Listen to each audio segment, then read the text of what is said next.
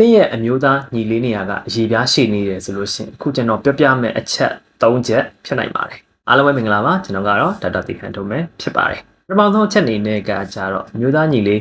အရေးပြားရှိနေခဲ့မယ်ဆိုလို့ရှိရင်ပိုးဝင်လွယ်တာပဲဖြစ်ပါတယ်ဘာဖြစ်လို့လဲဆိုလို့ရှိရင်ဒီအရေးပြားကရှိနေတာဖြစ်တဲ့အတွက်ကြောင့်အဲ့နေရာတစ်ဝိုက်မှာဆိုလို့ရှိရင်ဘက်တီးရီးယားပိုးမွားတွေခိုအောင်ပြီးတော့ပိုးတွေပေါက်ပွားပြီးတော့ဒုက္ခပေးတာဖြစ်ပါတယ်အဲဒါကြောင့်မလို့စီးပိုးဝင်တာဖြစ်နိုင်တယ်နောက်တစ်ခုကမှုတွေစုပြီးတော့မှုဆွဲတာဖြစ်နိုင်တယ်ပြီးလို့ရှိရင်တခြားသောအနာတွေဖြစ်တာမျိုးတွေဖြစ်စေမှာပဲဖြစ်ပါတယ်အဲဒါကြောင့်မလို့အဲ့လိုမဖြစ်အောင်လို့ကျွန်တော်တို့ကဒီအမျိုးသားညီလေးရှေ့နေပြီဆိုလို့ရှိရင်တန်ရှင်းရေးတိချပြုလုပ်တာလိုအပ်လို့ရှိရင်ဒီအရေးပြားကိုဖြတ်တာမျိုးထိပြုလုပ်ရမှာဖြစ်ပါတယ်။တရားချက်အနေနဲ့ကကြတော့ဒီအမျိုးသမီးနဲ့အတူနေတဲ့အချိန်မှာနာကျင်မှုဖြစ်နိုင်ကြီးများတာပဲဖြစ်ပါတယ်။အဲ့တော့အရေးပြားကရှေ့နေတဲ့အခါမှာတစ်ခါတလေမှာတင်းပြီးတော့ကိုကဆက်ဆံတဲ့အခါမှာနာကျင်တာမျိုးဖြစ်တတ်ပါတယ်။အဲ့တော့ရေရှည်ဖြစ်လာခဲ့မယ်ဆိုလို့ရှိရင်ကိုယ့်ရဲ့အိမ်တော်ရေးတရားမှုမဖြစ်တာမျိုးဖြစ်နိုင်တယ်။ကိုယ့်ရဲ့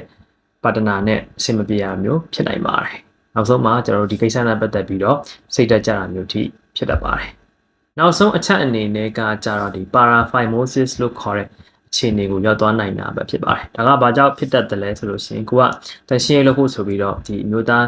ညီလေးရဲ့အရေးပြားကိုနောက်ကိုဆွဲလှန်လိုက်တယ်ပေါ့နော်။ပြီးတော့ဒီဟာကိုပြန်ပြီးတော့သူ့နေရာမှာပုံစံအမှန်ကို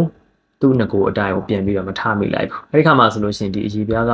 ရှည်နေတဲ့ခါမှာတင်းသွားပြီးတော့ကိုယ့်ရဲ့ဒီ